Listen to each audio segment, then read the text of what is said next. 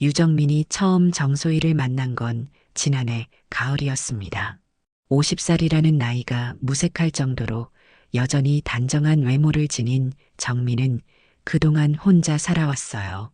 10년 전 약혼녀 미영이를 교통사고로 잃은 후 마음의 문을 꽁꽁 닫아버렸거든요. 정민아, 이번엔 정말 괜찮은 분이야. 한 번만 만나보라니까?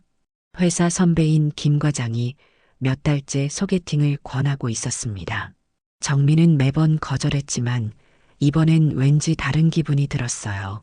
어쩌면 이제 새로운 시작을 해봐야 할 때가 아닐까 하는 생각이 문득 스쳤거든요.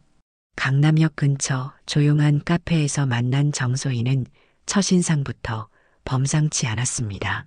43살이라고는 믿기지 않을 정도로 젊어 보였고 무엇보다 따뜻한 미소가 인상적이었어요. 키는 160cm 정도로 적당했고 단정하게 묶은 머리에 수수한 원피스 차림이 오히려 더 매력적으로 느껴졌습니다. 안녕하세요. 정소희라고 해요. 오늘 시간 내주셔서 감사합니다. 소희의 목소리는 부드러우면서도 또렷했어요. 정민은 그 순간 가슴 한구석이 따뜻해지는 걸 느꼈습니다. 10년 만에 처음 느끼는 감정이었죠. 저도 유정민이라고 합니다. 이렇게 만나게 되어 반갑네요. 두 사람은 자연스럽게 대화를 나누기 시작했습니다. 소희는 작은 회계사무소에서 일한다고 했어요. 부모님은 일찍 돌아가셨고 형제자매도 없어서 혼자 살고 있다고 했습니다. 정민과 비슷한 처지였죠. 저도 혼자 살아온 지 꽤 됐어요. 부모님은 경기도 광명에 계시고요. 한 달에 두세 번씩 찾아뵙곤 하죠. 아, 그럼 효자시네요. 요즘 같은 세상에 부모님 챙기는 분이 얼마나 되겠어요? 소희의 말에 정민은 괜히 어깨가 으쓱해졌습니다.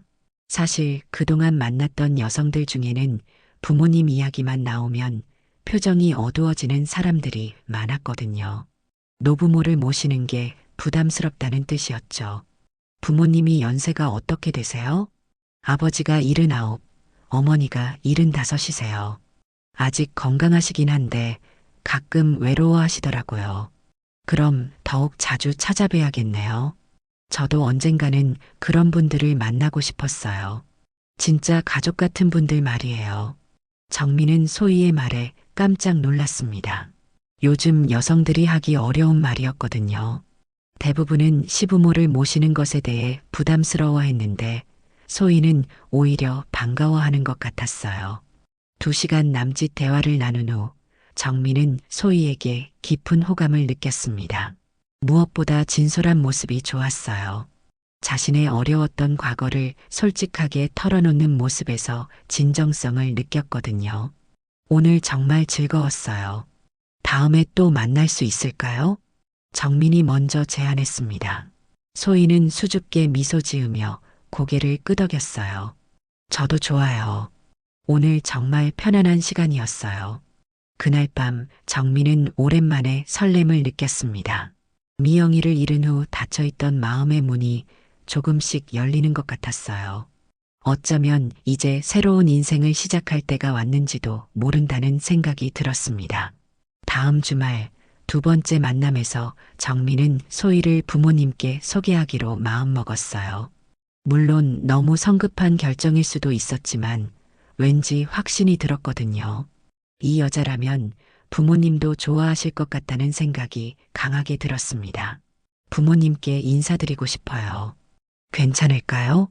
소희는 잠시 망설이는 듯 하더니 환하게 웃었습니다. 정말요? 저도 어른들께 인사드리고 싶었는데 너무 빠른가 싶어서 말을 못 꺼냈어요. 그 주말 광명에 있는 부모님 댁을 찾았습니다. 79살의 아버지 유만복 옹과 75살의 어머니 이말순 여사는 아들이 데려온 여자를 보고 깜짝 놀랐어요. 어머, 정말 예쁘시네요.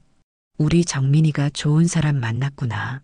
어머니 말순 여사는 첫 만남부터 소희를 친딸처럼 대했습니다. 소희도 자연스럽게 어머니라고 부르며 다가갔어요. 어머니, 안녕하세요. 정소희라고 해요. 정민 오빠 덕분에 이렇게 인사드리게 됐네요. 오빠라고 하네, 허. 나이 차이가 많이 나나? 저는 43살이에요. 오빠가 7살 많죠. 아버지 만복옹도 소희의 밝은 성격에 금세 마음을 열었습니다.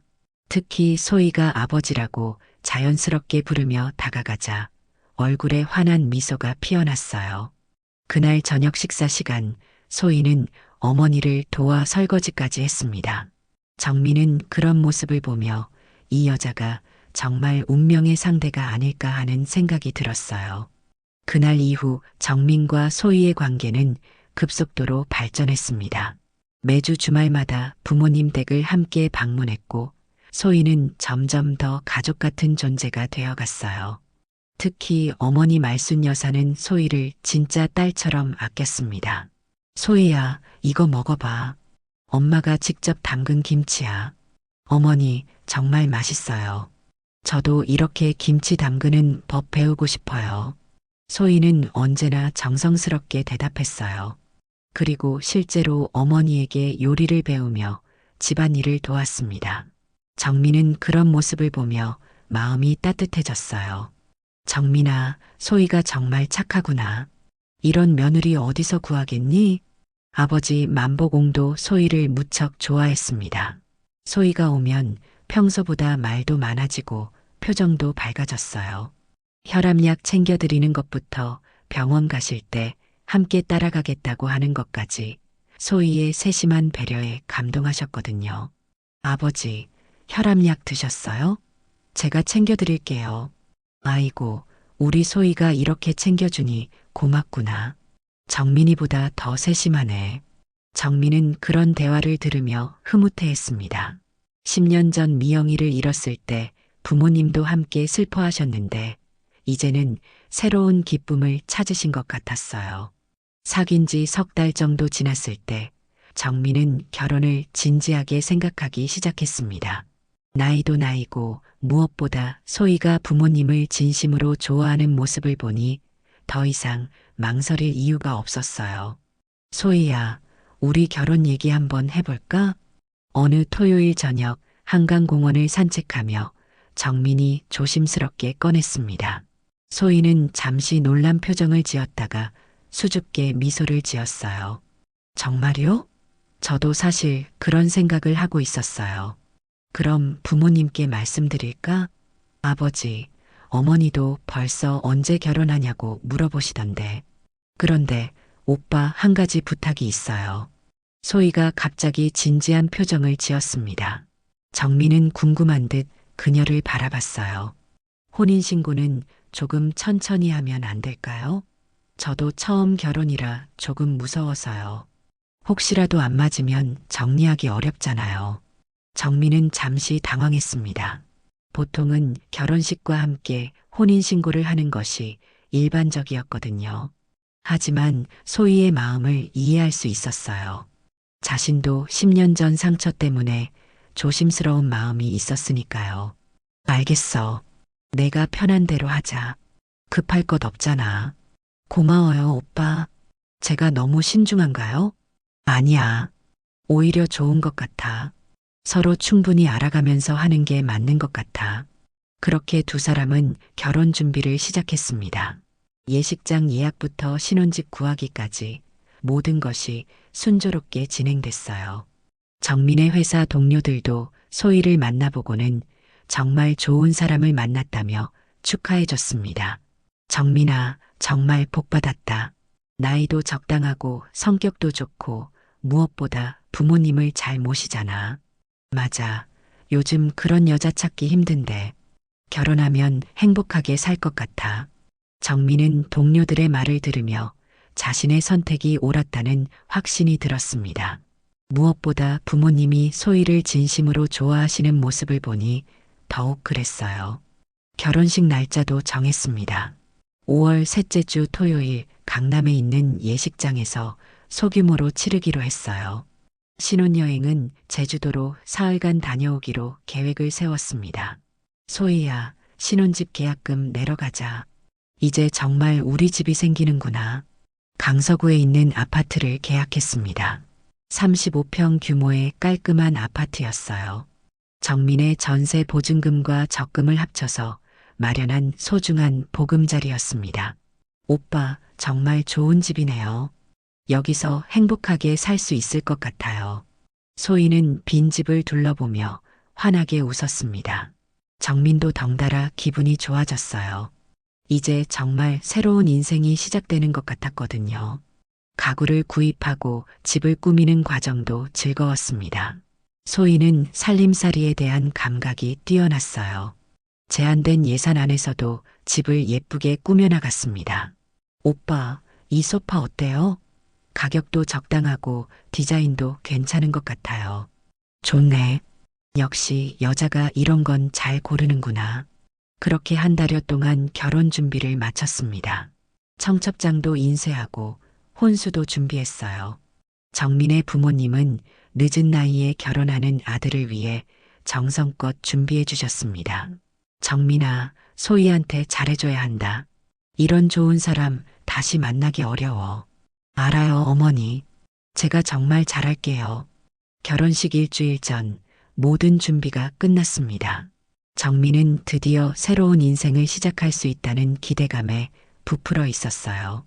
10년간의 외로움이 끝나고 사랑하는 사람과 함께할 수 있다는 생각에 행복했습니다.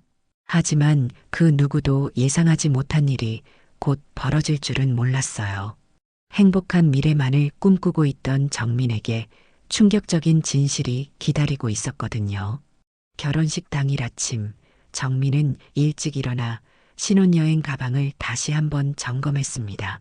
제주도에서 사흘간 보낼 옷가지와 필요한 물건들을 꼼꼼히 챙겼어요. 오늘 오후 2시에 결혼식을 마치고 저녁 7시 비행기를 타고 제주도로 떠날 예정이었거든요. 드디어 오늘이구나. 거울 앞에서 넥타이를 매며 정민은 혼잣말을 했습니다. 49살에 결혼하는 자신의 모습이 새삼 신기했어요. 10년 전만 해도 다시는 결혼할 생각이 없었는데 소희를 만나면서 모든 것이 바뀌었거든요. 결혼식은 성공적으로 끝났습니다. 비록 소규모였지만 가족과 가까운 지인들이 모여서 따뜻하게 축하해줬어요. 소희는 웨딩드레스를 입고 그 어느 때보다 아름다워 보였습니다. 소희야, 정말 예쁘다. 우리 정민이가 복받았어. 어머니 말순 여사는 소희의 손을 꼭 잡으며 눈물을 흘렸습니다. 아버지 만보공도 감격스러운 표정으로 두 사람을 바라봤어요. 이제 정말 우리 가족이 됐구나. 앞으로 서로 잘 지내거라. 결혼식이 끝나고 김포공항으로 향했습니다. 오후 5시경 공항에 도착해서 체크인을 마치고 탑승을 기다리고 있었어요. 정민은 소희와 함께 앉아서 제주도 여행 계획을 다시 한번 점검하고 있었습니다. 호텔에서 하루 쉬고 내일은 한라산 등산 어때? 날씨도 좋다던데. 좋아요, 오빠. 저도 한라산 꼭 가보고 싶었어요. 그때 정민의 휴대폰이 울렸습니다. 어머니에게서 온 전화였어요. 축하 인사라도 하시려나 싶어서 받았는데 어머니의 목소리가 평소와 달랐습니다. 정민아, 어디 있니? 어머니, 지금 공항이에요. 곧 비행기 타려고요. 너 지금 그 여자랑 비행기 타지 마. 큰일 났다. 어머니의 다급한 목소리에 정민은 깜짝 놀랐습니다. 소희도 정민의 표정 변화를 눈치채고 걱정스럽게 바라봤어요. 어머니, 무슨 일이세요? 왜 그러세요? 정민아, 이 여자가 정소희가 아니야. 강서영이라는 사람이래. 사기꾼이야. 정민은 순간 귀를 의심했습니다.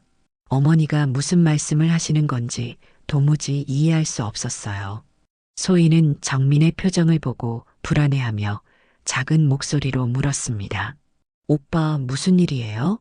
정민은 손짓으로 소희를 진정시키고 어머니와 계속 통화했습니다. 어머니, 잠깐만요. 무슨 말씀인지 이해가 안 가요. 차근차근 설명해 주세요. 지금 집에 한 남자가 와서 소희에 대한 자료를 가져왔어. 이 여자 진짜 이름이 강서영이고 사기 전과가 2번이나 있다는 거야. 출소 후에 개명했다고 하네. 정민의 머릿속이 하얗게 변했습니다. 말이 안 되는 소리였어요. 그 착하고 순수한 소희가 사기꾼이라니, 정과자라니 도저히 믿을 수가 없었습니다. 어머니, 그 사람이 누구예요? 왜 갑자기 나타나서 그런 말을 하는 거죠? 문대현이라는 사람이야. 소희? 아니, 강서영한테 사기당한 피해자라고 하더라. 증거도 다 가져왔어. 판결문이랑 신문 기사까지. 정민은 현실감을 잃은 채 주변을 둘러봤습니다. 공항 대합실에 북적거리는 소음이 멀게 들렸어요. 소희는 여전히 걱정스러운 표정으로 정민을 바라보고 있었습니다. 어머니, 제가 지금 가볼게요. 비행기는 취소하고요. 그래, 빨리 와. 아버지도 충격받으셔서 지금 누워 계셔. 전화를 끊고 정민은 소희를 바라봤습니다. 평소와 다름없는 모습이었어요. 여전히 예쁘고 착해 보이는 얼굴이었습니다. 정말 이 사람이 사기꾼일까? 도저히 믿어지지 않았어요. 소희야, 집에 급한 일이 생겼어. 신혼여행은 연기해야겠어. 무슨 일이에요? 어머니께서 편찮으세요? 소희의 걱정스러운 표정을 보니 더욱 혼란스러웠습니다. 이렇게 진심으로 걱정해주는 사람이 정말 거짓말쟁이일까요? 아니야, 그냥 좀 급한 일이 생겼어. 미안해. 괜찮아요, 오빠. 가족이 더 중요하죠. 신혼여행은 언제든 갈 수 있어요. 소희의 이해심 깊은 반응에 정민은 더욱 당황했습니다. 만약 어머니 말이 사실이라면 이 모든 것이 연기였다는 건가요? 공항에서 나와 택시를 타고 광명에 있는 부모님 댁으로 향했습니다. 차 안에서 소희는 계속 걱정스러운 표정으로 정민을 바라봤어요. 오빠, 정말 괜찮아요? 얼굴이 너무 안 좋아 보여요. 응, 괜찮아. 조금 피곤한 것 같아. 부모님 댁에 도착했을 때 거실에는 낯선 남자 한 사람이 앉아 있었습니다. 40대 중반으로 보이는 남자였어요. 그리고 테이블 위에는 여러 장의 서류들이 놓여 있었습니다. 어머니 말순 여사는 정민을 보자마자 달려와서 팔을 잡았습니다. 정민아, 다행히 왔구나. 이분이 문대현 씨야. 문대현이라는 남자는 일어나서 정민에게 고개를 숙였습니다. 안녕하세요. 갑자기 찾아와서 죄송합니다. 하지만 꼭 말씀드려야 할 것 같아서요. 정민은 소희를 뒤에 두고 문대현에게 다가갔습니다. 테이블 위의 서류들을 보니 정말로 법원 판결문과 신문 기사들이었어요. 그리고 그 안에는 강서영이라는 이름이 선명하게 적혀 있었습니다. 이게 정말 소희 얘기인가요? 네, 맞습니다. 정소희라는 이름은 개명한 거고 원래 이름은 강서영입니다. 정민은 서류를 들여다보며 현실을 받아들이려 했습니다. 하지만 도저히 믿어지지 않았어요. 그 순간 뒤에서 소희의 작은 한숨 소리가 들렸습니다. 정민은 천천히 뒤를 돌아 소희를 바라봤습니다. 소희는 창백한 얼굴로 서 있었어요. 평소의 밝은 표정은 온데간데없고 마치 모든 것을 체념한 듯한 모습이었습니다. 소희야. 정민이 조심스럽게 말을 꺼내려는 순간 소희가 먼저 입을 열었습니다. 오빠, 저 잠깐 밖에 나가 있을게요. 어른들끼리 얘기하세요. 그렇게 말하고는 현관문을 열고 나가버렸습니다. 정민은 그런 소희의 모습을 보며 가슴이 철렁했어요. 만약 정말 결백하다면 당당하게 해명을 했을 텐데 피하는 모습이 더욱 의심스러웠거든요. 문대현은 정민이 앉기를 기다린 후 차근차근 설명을 시작했습니다. 저는 강서영. 지금의 정소희와 3년 전에 만났습니다. 당시 저는 이혼한 지 1년 정도 된 상태였어요. 어떻게 만나게 됐나요? 소개팅이었습니다. 지금 선생님과 똑같은 상황이었죠. 주변에서 좋은 사람이라고 소개해줘서 만났어요. 문대현의 말에 정민은 소름이 돋았습니다. 자신과 똑같은 방식이었다니요. 처음엔 정말 좋은 사람인 줄 알았어요. 착하고 순수해 보였거든요. 제 부모님한테도 잘했고 특히 어머니를 많이 좋아하셨어요. 어머니 말순 여사가 옆에서 고개를 끄덕였습니다. 우리한테도 똑같이 했어. 엄마 아빠라고 부르면서 친딸처럼 굴었다고. 사귄 지 6달 만에 결혼 얘기가 나왔는데 그때도 혼인신고는 나중에 하자고 했어요. 서로 좀 더 알아보자면서요. 정민은 깜짝 놀랐습니다. 소희가 자신에게 했던 말과 똑같았거든요. 그래서 결혼식만 올리고 혼인신고는 하지 않았습니다. 그런데 신혼여행에서 돌아온 후부터 이상한 일들이 생기기 시작했어요. 어떤 일들이요? 처음엔 작은 거짓말부터 시작됐어요. 회사 일로 늦는다고 하더니 실제론 다른 곳에 있었거나 친구 만난다고 하고선 혼자 있었거나 하는 식으로요. 문대현은 가방에서 또 다른 서류를 꺼냈습니다. 그리고 몇 달 후에는 제 명의로 대출을 받기 시작했어요. 처음엔 사업 자금이 필요하다고 했는데 나중에 알고 보니 전부 거짓말이었어요. 얼마나 되는 금액이었나요? 총 5천만 원 정도였습니다. 신용대출부터 시작해서 담보대출까지. 제가 모르는 사이에 제 통장에서 돈이 빠져나가고 있었어요. 정민은 숨이 막혔습니다. 5천만 원이라니 보통 사람에게는 엄청난 돈이었어요. 아버지 만보공이 침실에서 나오셨습니다. 얼굴이 많이 상기되어 있었어요. 정민아, 이 일을 어쩌면 좋겠니? 우리가 완전히 속은 거 아니냐? 아버지, 진정하세요. 아직 확실하지 않잖아요. 하지만 정민 자신도 점점 확신이 서고 있었습니다. 문대현이 가져온 증거들이 너무나 구체적이었거든요. 그래서 어떻게 됐나요? 그 후에는요? 제가 추궁하기 시작하니까 갑자기 사라졌어요. 어느 날 아침에 일어나 보니 집에 없더라고요. 옷가지며 개인용품들도 모두 가져가고요. 신고는 하셨나요? 당연히 했죠. 그런데 혼인신고를 안 한 상태라서 법적으로 해결하기가 쉽지 않았어요. 게다가 강서영은 이미 그런 일로 전과가 있는 상태였거든요. 문대현은 신문 기사 하나를 정민에게 건넸습니다. 2년 전 기사였는데 결혼 사기 상습범 강서영 실형 선고라는 제목이 눈에 띄었어요.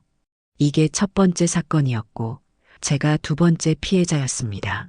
그리고 지금 선생님이 세 번째가 될 뻔한 거죠. 정민은 기사를 읽으며 손이 떨렸습니다. 기사 속 강서영의 사진은 분명 소희였어요. 조금 더 젊어 보이긴 했지만 틀림없이 같은 사람이었습니다. 그럼 소희, 강서영은 지금 어디 있나요? 출소한 후 개명하고 신분을 세탁한 것 같아요. 그리고 또 다른 피해자를 찾고 있었던 거죠. 그때 현관문이 열리며 소희가 들어왔습니다. 눈이 빨갛게 부어 있었어요. 밖에서 울고 온 것 같았습니다. 오빠 얘기 다 끝났어요? 정민은 소희를 바라보며 복잡한 심정이었습니다. 여전히 사랑스러워 보였지만 이제는 그 모든 것이 거짓으로 느껴졌어요. 소희야, 아니, 강서영 씨? 소희의 얼굴이 굳어졌습니다. 더 이상 숨길 수 없다는 걸 깨달은 것 같았어요. 오빠, 믿어줘. 나 정말. 당신 진짜 이름이 강서영 맞죠? 소희는 잠시 침묵하더니 고개를 끄덕였습니다. 맞아요. 하지만 오빠, 내가 오빠한테만큼은 진심이었어요. 정말로요. 진심이었다면 왜 거짓말을 했어요? 왜 가짜 이름을 썼고 과거를 숨겼어요? 소희는 눈물을 흘리며 정민에게 다가왔습니다. 오빠, 나도 새로 시작하고 싶었어요. 과거는 정말 지우고 싶었고 오빠를 만나면서 진짜 변할 수 있을 것 같았어요. 그럼 혼인신고를 미루자고 한 것도, 그것도 혹시 모를 상황을 대비한 거였어요. 하지만 진짜 오빠를 사랑했어요. 이번만큼은 달랐어요. 정민은 소희의 말을 들으며 분노가 치밀어 올랐습니다. 지금까지의 모든 것이 계산된 거짓말이었다는 생각에 배신감이 컸어요. 달랐다고요? 그럼 다른 사람들한테는 어떻게 했는데요? 문대현이 옆에서 쓴웃음을 지었습니다. 저한테도 똑같은 말을 했어요. 진심이라고 이번만큼은 다르다고요. 소희는 문대현을 보더니 다시 정민에게 고개를 돌렸습니다. 오빠, 제발 한 번만 더 기회를 줘요. 나 정말 변했어요. 하지만 정민의 마음은 이미 돌아서고 있었습니다. 10년간 닫혀있던 마음을 열고 사랑했는데 그 모든 것이 거짓이었다는 현실이 너무 아팠어요. 그날 밤 정민은 문대영과 함께 근처 카페로 자리를 옮겼습니다. 부모님 앞에서는 할 수 없는 이야기들이 있었거든요. 소희는 부모님 댁에 그대로 남겨두고 왔어요. 어머니가 오늘은 여기서 자고 가라며 붙잡으셨거든요. 문 씨, 좀 더 자세한 얘기를 들려주실 수 있나요? 제가 정확히 알아야 대처할 수 있을 것 같아서요. 문대현은 아메리카노를 한 모금 마시더니 천천히 입을 열었습니다. 저도 처음엔 선생님처럼 믿으려고 했어요. 그 사람이 정말 변했을 수도 있다고 생각했거든요. 그런데 어떻게 확신하게 되셨나요? 증거들이 너무 많았어요. 일단 이걸 보세요. 문대현은 가방에서 두꺼운 파일을 꺼냈습니다. 안에는 수십 장의 서류들이 정리되어 있었어요. 이건 강서영의 첫 번째 사건 기록입니다. 피해자는 김모 씨라는 50대 남성이었어요. 정민은 서류를 넘겨보며 소름이 돋았습니다. 피해 상황이 자신과 너무 비슷했거든요. 김 씨도 이혼 후 혼자 살던 분이었어요. 소개팅으로 강서영을 만났고 사귄 지 석 달 만에 결혼 얘기가 나왔다고 하더라고요. 역시 혼인신고는 미뤘나요? 네, 똑같았어요. 서로 좀 더 알아보자면서 혼인신고만 미뤘죠. 그리고 김 씨 명의로 대출을 받기 시작했어요. 정민은 등골이 서늘해졌습니다. 만약 신혼여행을 갔다면 자신도 똑같은 피해를 당했을 수도 있겠다는 생각이 들었어요. 피해 금액이 얼마나 됐나요? 첫 번째 피해자인 김 씨는 7천만 원, 저는 5천만 원이었어요. 그런데 더 무서운 건 따로 있어요. 문대현은 또 다른 서류를 꺼냈습니다. 강서영은 결혼 사기만 한 게 아니에요. 예전에 다니던 회사에서 횡령도 했어요. 그때가 첫 번째 정가였고요. 횡령이요? 네, 작은 세무사무소에서 격리로 일했는데 18개월 동안 회사 돈 2천만 원을 빼돌렸어요. 그것도 아주 교묘하게요. 정민은 머리가 복잡해졌습니다. 단순한 결혼 사기가 아니라 상습적인 범죄자였던 거예요. 그럼 지금까지 총 3건의 사건에 연루된 건가요? 맞습니다. 횡령한 건 결혼 사기 2건. 그리고 선생님이 4번째 표적이었던 거죠. 문대현은 파일에서 사진 몇 장을 꺼냈습니다. 이건 강서영이 저와 사귈 때 찍은 사진들이에요. 지금 모습과 비교해 보세요. 사진 속 강서영은 지금의 소희와 똑같았습니다. 헤어스타일만 조금 다를 뿐 분명히 같은 사람이었어요. 어떻게 저를 찾아오게 되신 건가요? 사실 몇 달 전부터 강서영을 추적하고 있었어요. 출소 후 어디서 뭘 하고 있는지 알아보려고요. 혹시 사립탐정을 고용하신 건가요? 아니에요. 피해자 모임이 있어요. 저희 같은 사람들이 모여서 정보를 공유하는 거죠. 그런데 며칠 전에 강서영이 정소희라는 이름으로 개명했다는 정보를 입수했어요. 정민은 놀랐습니다. 피해자들이 모임까지 만들어서 추적하고 있었다니요. 그래서 주변을 조사해 보니 선생님과 결혼한다는 얘기를 들었어요. 급하게 찾아온 거죠. 그럼 다른 피해자들도 있다는 얘기네요? 네, 저희 모임에는 7명이 있어요. 강서영한테 직접 피해를 본 사람도 있고 미수에 그친 사람도 있고요. 문대현은 휴대폰을 꺼내서 몇 장의 사진을 보여줬습니다. 이분은 박모 씨인데 강서영과 사귀다가 의심스러워서 미리 헤어진 경우예요. 그때도 혼인신고를 미루자고 했었다더라고요.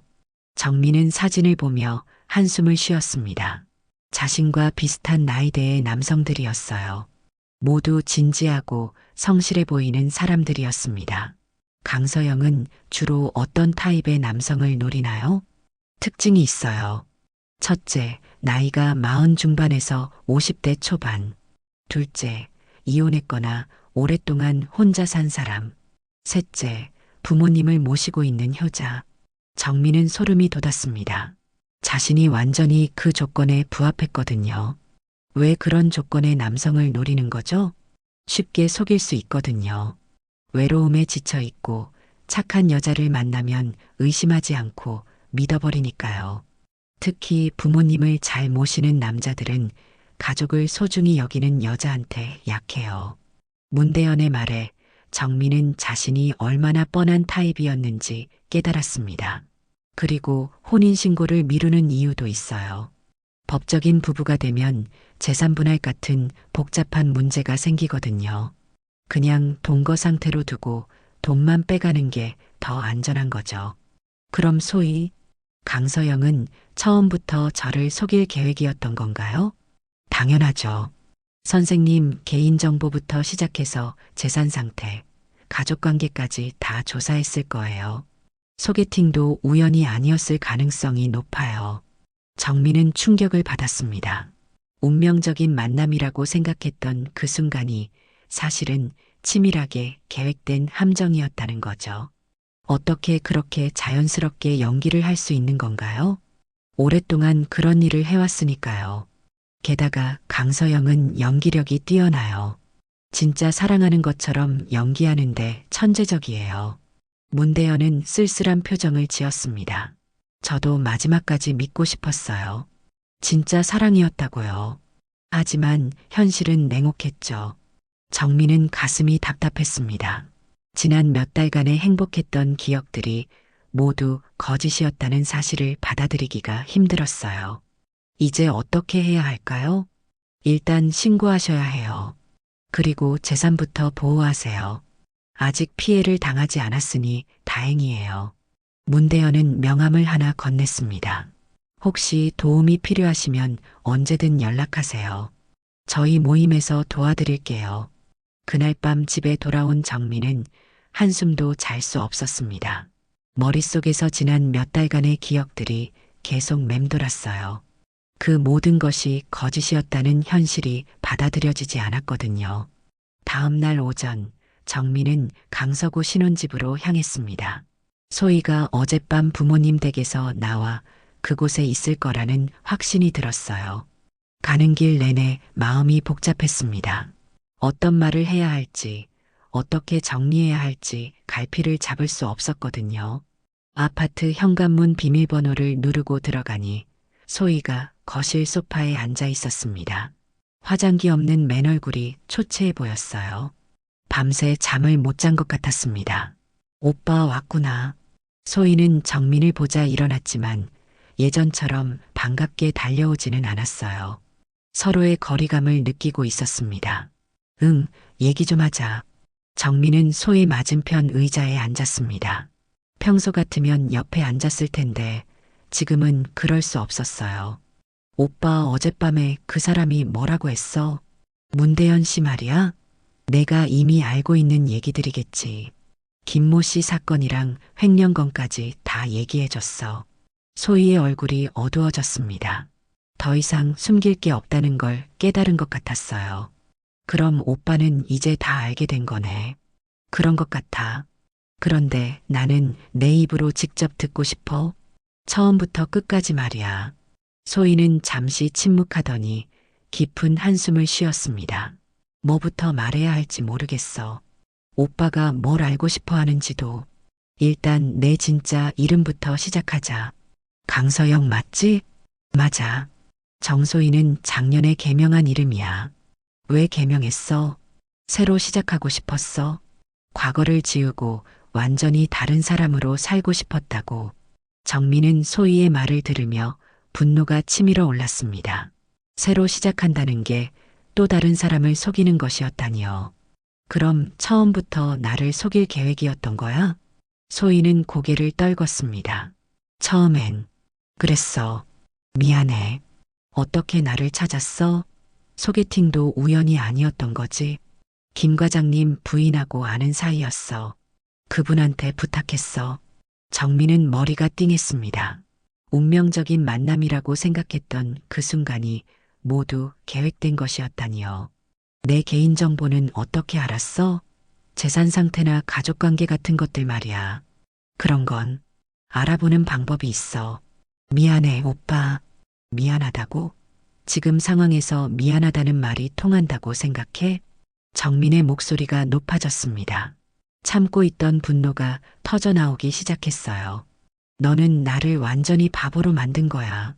10년 동안 닫혀있던 마음을 열고 사랑했는데 그게 전부 거짓말이었다고? 소희는 눈물을 흘리기 시작했습니다. 오빠, 나도 처음엔 그냥 일이었어. 하지만 오빠를 알아가면서 정말 마음이 변했어. 진짜로 사랑하게 됐다고. 사랑이라고? 사랑하는 사람한테 이런 짓을 해? 오빠, 제발 믿어줘. 마지막엔 정말 진심이었어. 너무 늦게 깨달았지만 정민은 소희의 눈물을 보며 마음이 흔들렸습니다. 여전히 예쁘고 가련해 보였거든요. 하지만 이제는 그런 모습도 연기일 수 있다는 생각이 들었어요. 진심이었다면 왜 말하지 않았어? 결혼하기 전에 나한테 솔직하게 털어놨어야지. 무서웠어. 오빠가 날 떠날까봐. 당연히 떠났을 거야. 하지만 그게 정직한 거잖아. 너는 나한테 선택할 기회조차 주지 않았어. 소희는 바닥에 주저앉으며 울기 시작했습니다. 오빠, 나 정말 변하고 싶었어. 오빠를 만나고 나서는 정말 다른 사람이 되고 싶었다고. 변하고 싶었다면 왜 혼인신고를 미뤘어? 그것도 계산된 거잖아. 소희는 대답하지 못했습니다. 할 말이 없었던 거죠. 정민은 일어나서 창가로 걸어갔습니다.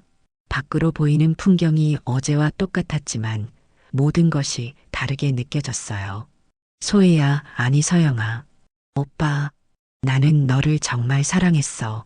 10년 만에 처음으로 마음을 열고 진짜 사랑했다고. 부모님도 너를 진짜 딸처럼 생각하셨어. 정민의 목소리가 떨렸습니다. 그런데 너는 그 모든 걸 이용한 거야. 우리 가족의 진심을 모두 짓밟은 거라고. 오빠, 그건 아니야. 어머니, 아버지에 대한 마음만큼은 진짜였어. 정말로 좋아했어. 좋아했다고? 그럼 지금 어머니가 얼마나 상처받으셨는지 알아? 아버지는 밤새 잠도 못 주무셨어. 혈압까지 올라가셔서 약을 드셔야 했다고. 소희는 더욱 세게 울었습니다. 미안해. 정말 미안해. 나도 그럴 생각은 없었어. 생각이 없었다고? 너는 처음부터 끝까지 모든 걸 계획했잖아. 정민은 더 이상 참을 수 없었습니다. 가방을 들고 현관으로 향했어요. 오빠, 어디가? 너는 오늘 안으로 이 집에서 나가. 열쇠도 반납하고. 오빠, 제발. 다시 한 번만 기회를 줘. 나 정말 달라질 수 있어. 정민은 문 앞에서 돌아섰습니다. 기회라고? 너는 이미 너무 많은 기회를 가졌어. 김모 씨한테도 그랬고 문대현 씨한테도 그랬겠지. 매번 마지막 기회라고 말하면서 이번은 달라. 달라? 뭐가 달라? 똑같은 방식으로 똑같은 거짓말을 하고 있잖아. 정민은 현관문을 열었습니다. 그리고 나는 너를 고소할 거야. 사기죄로. 소희의 얼굴이 하얗게 변했습니다. 오빠, 제발. 늦었어, 서영아. 정말 늦었어. 정민은 그렇게 말하고 집을 나섰습니다. 뒤에서 소희의 울음소리가 들렸지만 돌아보지 않았어요. 더 이상 속을 수 없었거든요. 정민이 집을 나선 지 3일 후 강서영은 약속한 대로 신혼집에서 짐을 빼고 떠났습니다. 열쇠도 우편함에 넣어두고 갔어요. 정민은 그 사실을 확인하고 나서야 조금 안도했습니다. 적어도 더 이상의 피해는 없을 것 같았거든요. 하지만 마음의 상처는 쉽게 아물지 않았어요. 10년 만에 느꼈던 사랑이 모두 거짓이었다는 현실이 받아들여지지 않았습니다. 회사에서도 집중이 안 되어서 실수를 연발했어요. 정민아, 괜찮냐? 요즘 많이 힘들어 보이는데. 김 과장이 걱정스럽게 물었습니다. 정민을 소희에게 소개해준 장본인이기도 했어요. 괜찮습니다. 조금 피곤해서요. 결혼은 잘 됐지? 신혼여행은 어땠어? 정민은 대답하기 곤란했습니다. 아직 회사 사람들에게는 무슨 일이 있었는지 얘기하지 않았거든요. 과장님, 죄송한데 나중에 따로 얘기 드릴게요. 김 과장은 정민의 표정을 보고 뭔가 문제가 있다는 걸 눈치챘습니다. 그날 오후 정민은 문대영과 함께 경찰서에 갔습니다. 강서영을 사기죄로 고발하기 위해서였어요. 피해 금액이 없어서 입증이 쉽지 않을 수 있어요. 담당 형사가 말했습니다. 하지만 사기 미수죄로는 충분히 성립할 것 같습니다. 특히 상습성이 인정되니까요. 문대현이 가져온 자료들이 큰 도움이 됐습니다. 강서영의 과거 전과 기록과 수법이 동일하다는 점이 중요한 증거였어요. 그런데 한 가지 문제가 있어요. 형사가 심각한 표정을 지었습니다. 강서영이 행방불명 상태예요.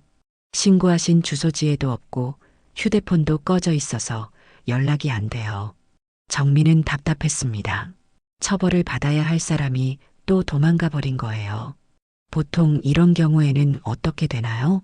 수배를 내려서 찾을 수밖에 없어요. 하지만 시간이 걸릴 수 있습니다. 경찰서에서 나오는 길에 문대현이 말했습니다.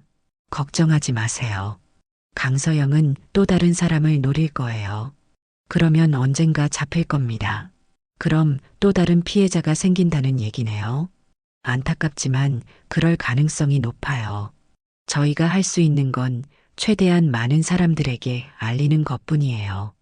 2주일 후 놀라운 소식이 들려왔습니다. 강서영이 체포됐다는 거였어요. 대전에서 또 다른 남성을 노리다가 발각된 것이었습니다. 이번에는 조금 달랐어요. 담당 형사가 설명했습니다. 피해자가 의심을 품고 미리 조사를 했거든요. 그래서 실제 피해가 발생하기 전에 신고가 들어왔어요. 정민은 다행이라는 생각이 들었습니다. 적어도 한 사람은 자신 같은 피해를 당하지 않았으니까요. 재판이 시작됐습니다. 정민도 피해자 자격으로 법정에 섰어요. 강서영은 피고석에 앉아 있었는데 예전의 당당한 모습은 온데간데 없었습니다. 피고인은 혐의를 인정하십니까? 판사가 물었습니다.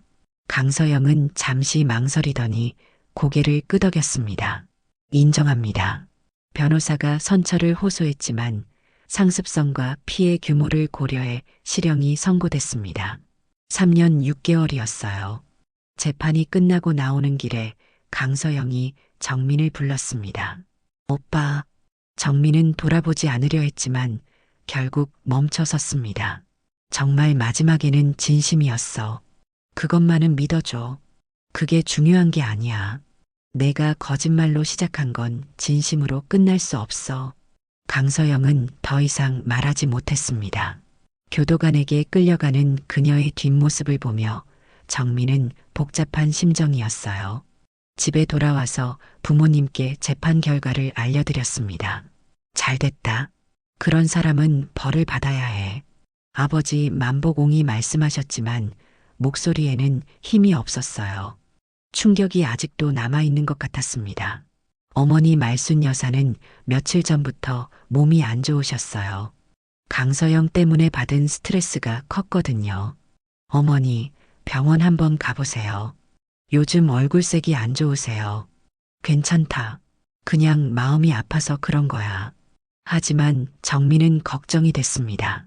75살의 나이에 이런 충격을 받으면 건강에 악영향을 줄 수 있거든요. 정민아, 우리가 너무 성급했나? 어머니가 미안한 표정으로 말씀하셨습니다. 아니에요, 어머니. 저도 속은 거예요. 어머니 잘못이 아니에요. 그래도 우리가 좀 더 신중했으면, 소희가 그런 사람인 줄 알았으면, 이제 다 끝난 일이에요. 너무 자책하지 마세요. 하지만 가족 모두가 상처를 받은 건 분명했습니다.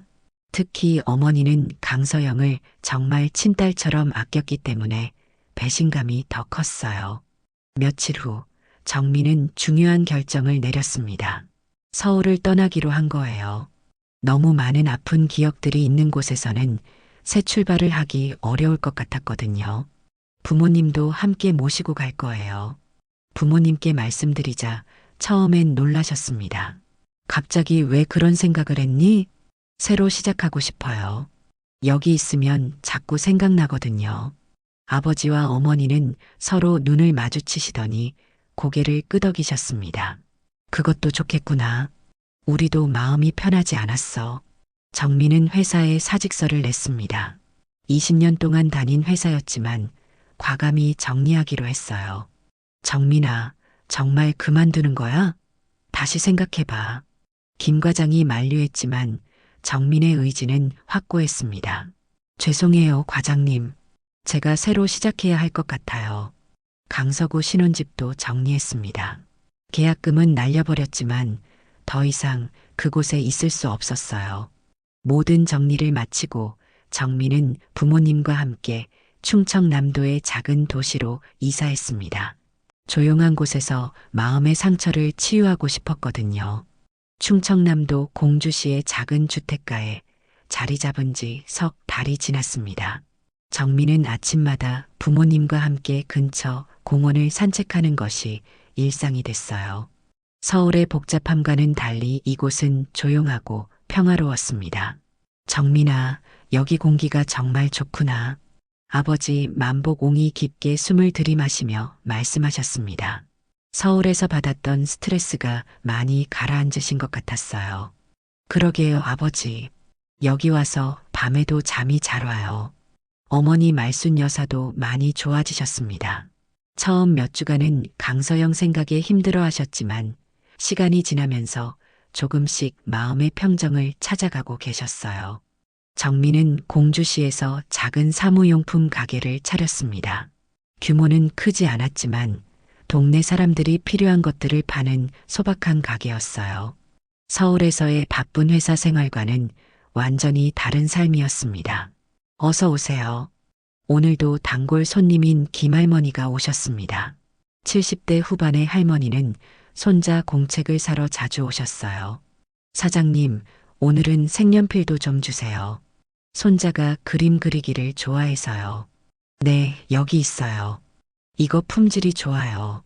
정민은 친절하게 색연필을 골라드렸습니다. 이런 소소한 일상이 마음을 편하게 해줬어요.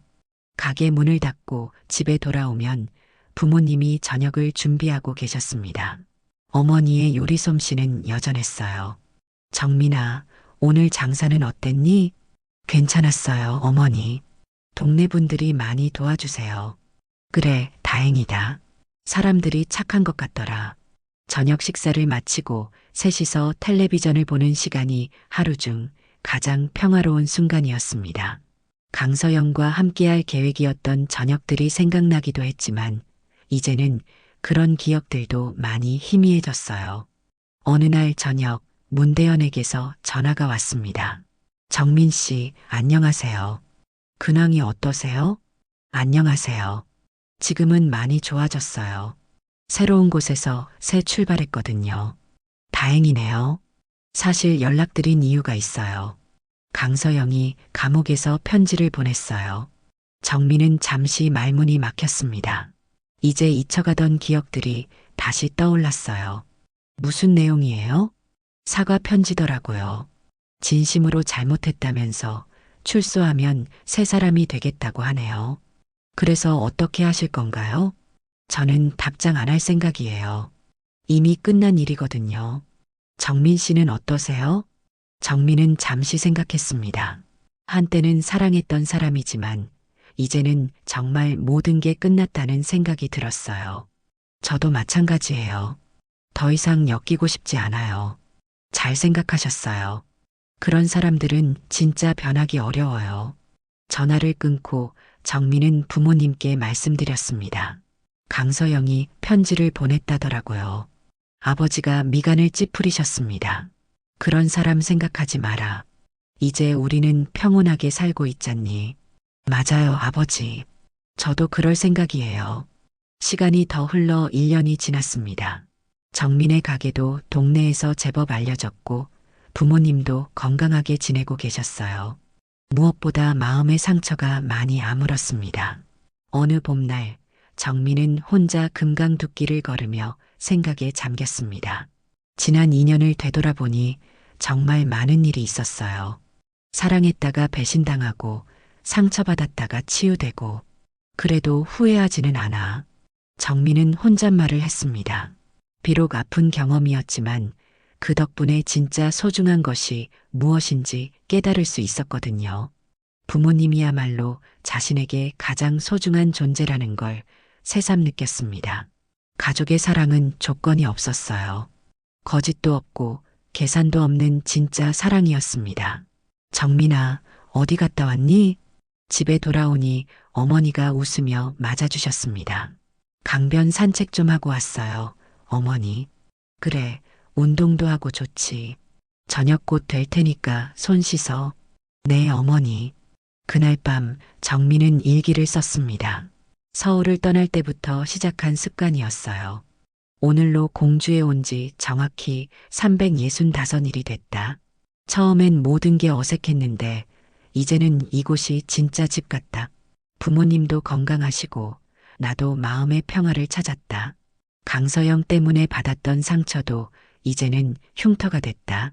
아프지는 않지만 잊지도 않을 것이다. 그 경험이 나를 더 성숙하게 만들었으니까. 이튿날 아침 평소처럼 부모님과 함께 산책을 나섰습니다. 봄볕이 따뜻하게 내리쬐고 있었어요. 정민아, 너 요즘 표정이 많이 밝아졌구나. 아버지가 말씀하셨습니다. 정말요? 응, 처음 여기 왔을 때와는 완전히 달라. 그때는 많이 힘들어 보였는데 어머니도 고개를 끄덕이셨습니다. 맞아. 이제는 정말 편해 보여. 우리도 덩달아 기분이 좋아. 정민은 부모님의 말씀을 들으며 뿌듯했습니다. 자신의 회복이 부모님께도 좋은 영향을 주고 있다는 걸 알 수 있었거든요. 아버지, 어머니, 그동안 고생 많이 하셨어요. 제가 힘들 때 옆에 있어 주셔서 정말 고마워요. 뭔 소리야, 이 자식아. 부모 자식 간에 고맙다는 게 어디 있니?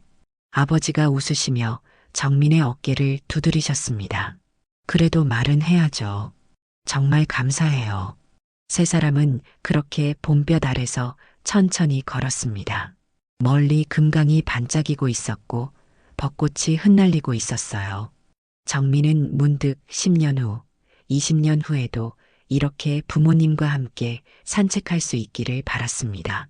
거창한 꿈은 아니었지만 이보다 더 소중한 건 없을 것 같았어요. 이제 진짜 가족이란 무엇인지 알겠어요. 정민이 혼잣말로 중얼거렸습니다. 가족은 서로를 속이지 않고 조건 없이 사랑하고 힘들 때 곁에 있어주는 사람들이었어요. 그런 사람들을 지키는 것이야말로 인생에서 가장 중요한 일이라는 걸 깨달았습니다. 석양이 지는 길을 걸으며 정민은 마음속으로 다짐했습니다. 앞으로는 이 소중한 일상을 지키면서 살겠다고요. 화려하지 않아도 좋고 특별하지 않아도 괜찮다고요. 진짜 사랑하는 사람들과 함께하는 평범한 하루하루가 가장 큰 행복이라는 걸 이제는 알고 있었으니까요.